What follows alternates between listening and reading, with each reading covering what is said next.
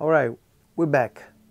This time, what I'm going to show you, not in a professional way, obviously, because I'm not a professional bicycle repair shop, but I am going to show you, just common sense and with the right tools, how to change a bicycle chain.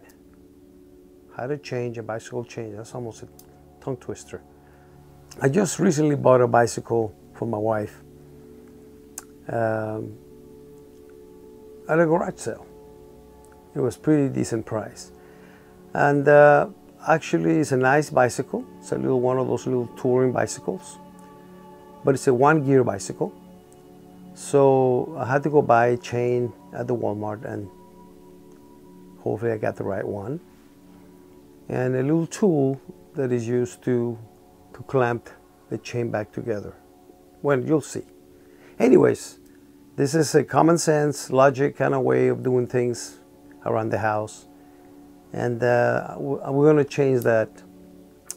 We'll not change it. We're going to actually install it for the first time because it didn't have a chain. So we're putting in a chain on a single gear bicycle. I hope you like it. Stick around.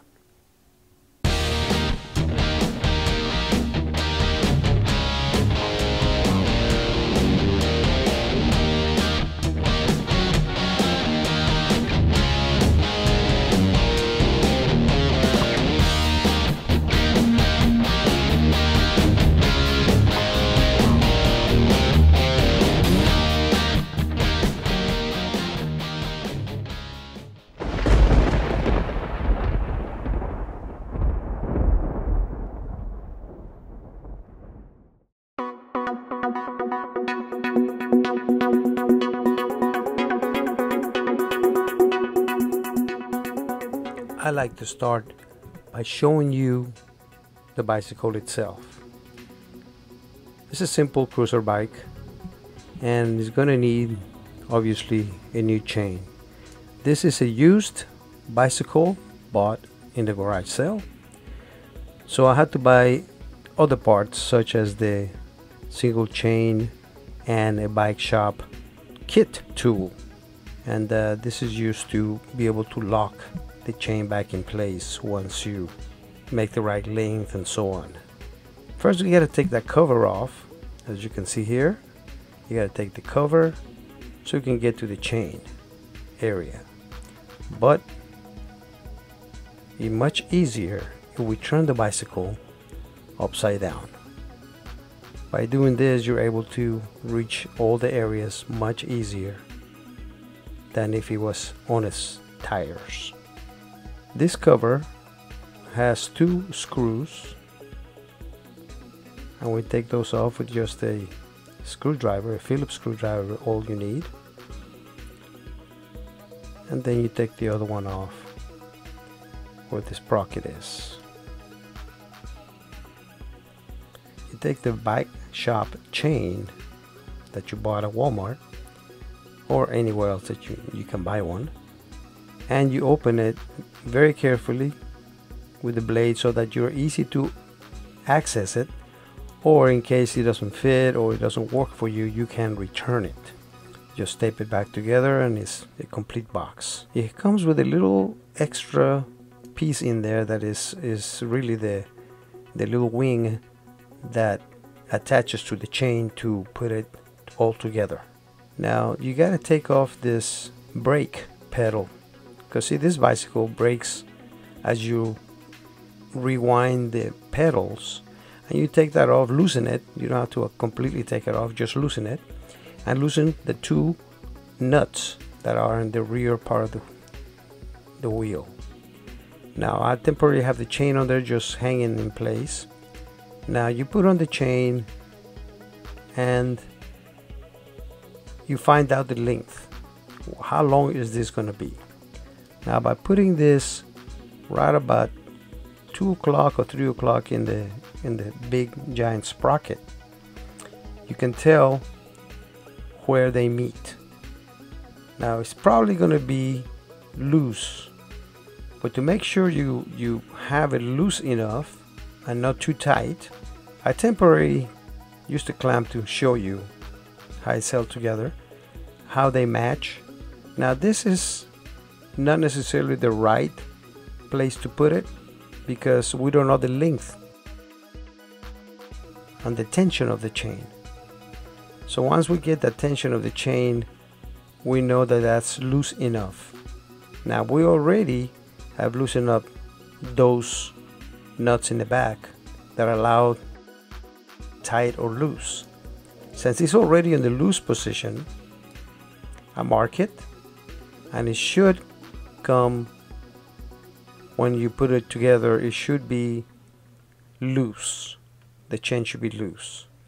But of course, it's going to be tightened once we push the tire back in position, all the way back, to tighten the chain, to take that slack away. So we use the little tool here after we have marked the chain, and you can see the hole where the pin comes out, and then it goes into the other end of it. So it's hollow in one place so that when you push the pin, it has a place to go. So you place the chain in the tool where you marked it, and then you snug the nut right to it so that it is nice and snug. And then the other side, where you have the cranking part, you crank it so that that pin gets pushed out and is able to come out on the other side. As you can see now, the pin has been taken out. Now I am able to connect the two with a piece that comes in the little bag that I showed you earlier, to connect the two links. Once you connect the two links, you still know that the chain is going to be loose until you push back the tire to tighten the chain. But in the meantime, you put on the link and you put in the locking mechanism. It's a little pin that locks it. It's just like it looks like almost like a paper pin, but it locks the chain in place. Once you lock it, and using some needle nose pliers, you can just push it in place. It snaps right into place. Once that happens, then you push back the tire until it's tight enough to make the chain just about, not very tight, not very loose, just what you feel is it's good. And I know there's specific measurements for all this, but I'm just a common sense kind of guy. I don't really know the perfect measurement for it. All I know is that it feels not too tight and not too loose, so that the chain doesn't come off the sprocket, and it's also not too tight to where it can snap. And once you put on the cover and you oil and grease the chain, you're ready to go. And that's pretty much the way you change a chain. I'm sure there's real professional ways of doing this. I'm just working in my backyard, doing what I do, using common sense and the logic. And I hope this helps you.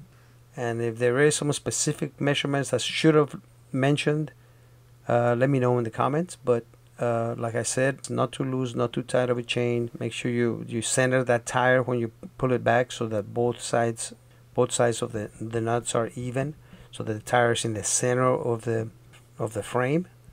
And that's pretty much it. I hope this helped you out. See you on the next honeydew.